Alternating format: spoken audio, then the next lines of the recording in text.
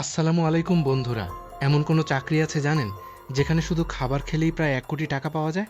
এই বিখ্যাত কোম্পানিগুলোর একদম প্রথম প্রোডাক্ট কি ছিল জানেন? অ্যাপলের প্রথম প্রোডাক্টটা এমন ছিল যে কাস্টমারদের নিজেই সেটা অ্যাসেম্বল বা জোড়া লাগাতে হতো।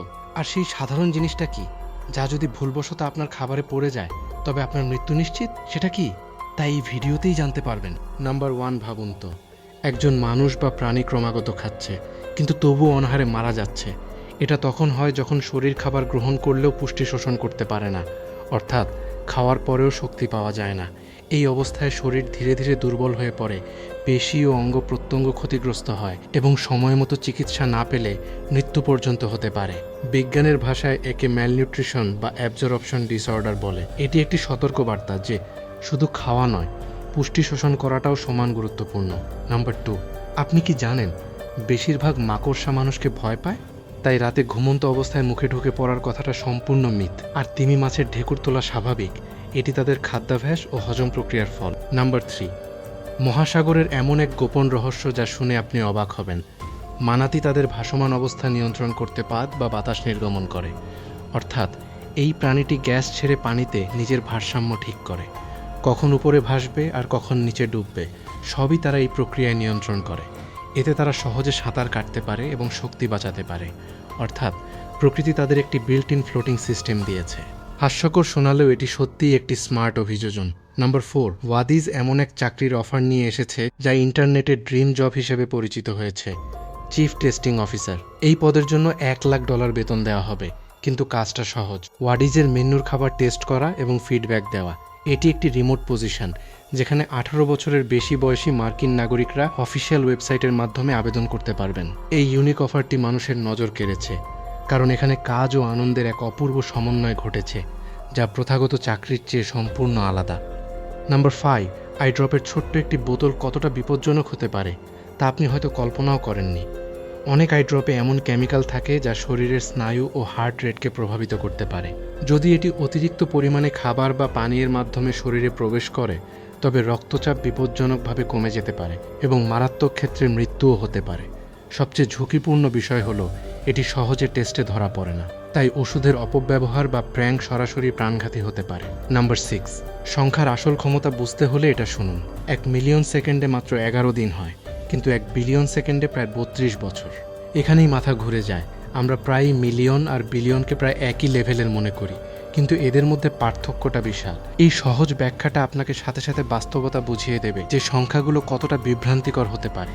নাম্বার সেভড ইতিহাসের এমন একটি মোড় যা আপনার ধারণা বদলে দেবে। ক্লিওপেট্রার সময়কাল পিরামিড নির্মাণের চেয়ে আমাদের আধুনিক যুগের অনেক কাছাকাছি ছিল, অর্থাৎ ক্লিওপেট্রা পিরামিডের চেয়ে আজকের আইফোনের সময়ের অবাক করা রকম কাছে ছিলেন। আমরা সাধারণত এদের একই প্রাচীন সময়রেখায় কল্পনা করি, কিন্তু বাস্তবতা সম্পূর্ণ ভিন্ন। নাম্বার 8, পল ম্যাককার্টনি তার নতুন album the boys of dungeon lane ঘোষণা করতে এমন এক মার্কেটিং স্টান্ট করেছেন যা দেখলে মনে হবে কোনো চলচ্চিত্র দেখছেন। আপনি যখন গুগল ম্যাপসের স্ট্রিট ভিউতে ঘুরে বেড়াচ্ছেন তখন হঠাৎ এক গলিতে এক ছেলেকে দেখা যাবে যে একটি সাইনবোর্ড ধরে আছে আর তাতে অ্যালবামের নাম লেখা। ব্যাস, সেখান থেকেই কৌতূহলের খেলা শুরু। মানুষ ক্লু জোড়া লাগাতে শুরু করে, থিওরি বানাতে থাকে আর ধীরে ধীরে হাইপ তৈরি হয়। এটি কেবল অ্যালবামের ঘোষণা ছিল না, বরং এটি ছিল একটি স্টোরি ড্রিভেন মার্কেটিং যেখানে দর্শকেরাই গোয়েন্দা সেজেছিলেন। নাম্বার 9, বিষয়টা একটু অদ্ভুত লাগতে পারে, কিন্তু আপনার লালা সুপার গ্লুকে মুহূর্তেই শক্ত করে দিতে পারে। অর্থাৎ লালার যে আর্দ্রতা ও এনজাইম থাকে তা গ্লুয়ের কেমিক্যালের সাথে বিক্রিয়া করে সেটাকে দ্রুত জমাট বাঁধিয়ে দেয়, তাই গ্লু হাতে লাগলে থুতু দিলে সেটা আরও বেশি আঠালো হয়ে যায়। নাম্বার 10, আয়ারল্যান্ড সরকার লিভিং আইল্যান্ডস পলিসির আওতায় প্রত্যন্ত দ্বীপের পরিত্যক্ত বাড়ি সংস্কারের জন্য 84,000 ইউরো প্রায় 80 লাখ টাকা পর্যন্ত অনুদান দিচ্ছে, কিন্তু এটি সরাসরি নগদ উপহার নয়। এর জন্য আপনাকে আগে ওই দ্বীপে একটি খালি সম্পত্তি কিনতে হবে, সেখানে স্থায়ীভাবে বসবাস করতে হবে এবং সংস্কারে নিজেকেও বিনিয়োগ করতে হবে। এই নীতির মূল লক্ষ্য হলো 30টির বেশি উপকূলীয় দ্বীপের জনসংখ্যা বৃদ্ধি করা। বাহ, আপনি কি সেখানে যেতে চাইবেন? কমেন্টে অবশ্যই জানান। নাম্বার 11, রেডিটে শেয়ার করা একটি মাইন্ড ব্লোয়িং ফ্যাক্ট হলো চীন ও ভারতের জনসংখ্যা এতটাই বিশাল যে 2 দেশ থেকে 1 বিলিয়ন মানুষ বাদ দিলেও তারা বিশ্বের শীর্ষ 2টি জনবহুল দেশ হিসেবেই টিকে থাকবে। এই তথ্য শুনে মানুষ সত্যিই অবাক হয়, কারণ আমরা সাধারণত এত বিশাল জনসংখ্যা কল্পনাও করতে পারি না। নাম্বার 12, আজ আমি আপনাদের কিছু বিখ্যাত ব্র্যান্ডের প্রথম প্রোডাক্ট দেখাব যা বিশ্বাস করা কঠিন। সনি। 1946 সালে যাত্রা শুরুর সময় সোনির প্রথম প্রোডাক্ট ছিল একটি ইলেকট্রিক রাইস কুকার, যা অ্যালুমিনিয়াম ইলেকট্রোড ও সাধারণ ওয়্যারিং দিয়ে তৈরি ছিল। সমস্যা ছিল এতে তাপমাত্রা সঠিকভাবে নিয়ন্ত্রণ হতো না, ফলে ভাত কখনো কাঁচা, কখনো বা বেশি সেদ্ধ হয়ে যেত। প্রোডাক্টটি বাজারে সফল হয়নি, কিন্তু এই পরীক্ষা নিরীক্ষা সোনির ইলেকট্রনিক্স উদ্ভাবনে মূল্যবান অভিজ্ঞতা দিয়েছিল। স্যামসাংয়ের যাত্রা শুরু হয় 1938 সালের 1 মার্চ। তখন এটি ছিল একটি ট্রেডিং কোম্পানি, যেখানে প্রতিষ্ঠাতা লি বাইং চুল, শুটকি মাছ, নুডলস ও ফল রপ্তানি করতেন। 1969 সালে ব্ল্যাক অ্যান্ড হোয়াইট টিভি তৈরির মাধ্যমে তারা ইলেকট্রনিক্স শিল্পে প্রবেশ করে। আজ স্যামসাং বিশ্বের অন্যতম বড় স্মার্টফোন নির্মাতা। এলজি 1947 সালে কসমেটিক্স পণ্য দিয়ে যাত্রা শুরু করে। প্রতিষ্ঠাতা কুইন হুই ইলাকি ক্রিম নামে কোরিয়ার প্রথম মেকআপ ক্রিম বাজারে আনেন, যা বেশ সফল হয়েছিল। পরে 1958 সালে গোল্ড স্টার ব্র্যান্ডের মাধ্যমে তারা ইলেকট্রনিক্সে প্রবেশ করে এবং টিভি ও ফ্রিজ তৈরি শুরু করে। 1995 সালে লাকি ও গোল্ড স্টার মিলে এলজি হয়। অ্যাপলের প্রথম প্রোডাক্ট অ্যাপল ওয়ান কম্পিউটার 1976 সালের জুলাইয়ে বাজারে আসে। এটি ডিজাইন করেছিলেন স্টিভ ওজনিয়াক এবং এর দাম ছিল $666। এটি ছিল একটি বেসিক কম্পিউটার, যেখানে শুধু মাদারবোর্ড দেওয়া হতো। ব্যবহারকারীদের কিবোর্ড, পাওয়ার সাপ্লাই ও মনিটর নিজেই সংযুক্ত করতে হতো। জবসের গ্যারেজে প্রায় 200 ইউনিট তৈরি করা হয়েছিল, যা অ্যাপলের শক্ত ভিত্তি স্থাপন করেছিল।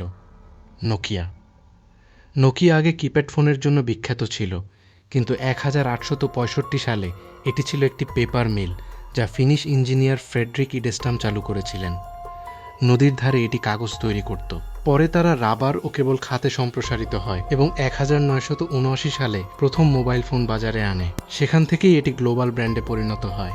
নাম্বার 13, ফাইভ গাইজের সিইও জেরি মুরেল তার কর্মীদের $2.5 মিলিয়ন বোনাস দিয়েছেন, কারণ তাদের 40তম বার্ষিকীর buy one get one free অফারটা পুরো সিস্টেম নাড়িয়ে দিয়েছিল। অফারটা এতটাই ভাইরাল হয়েছিল যে অ্যাপ ক্র্যাশ হয়ে গেছে, স্টোরগুলোতে প্রচণ্ড ভিড় জমেছে এবং কিছু শাখা সাময়িকভাবে বন্ধ করতে হয়েছে। এই পরিস্থিতির সবচেয়ে বেশি চাপ সামলেছেন স্টাফরা।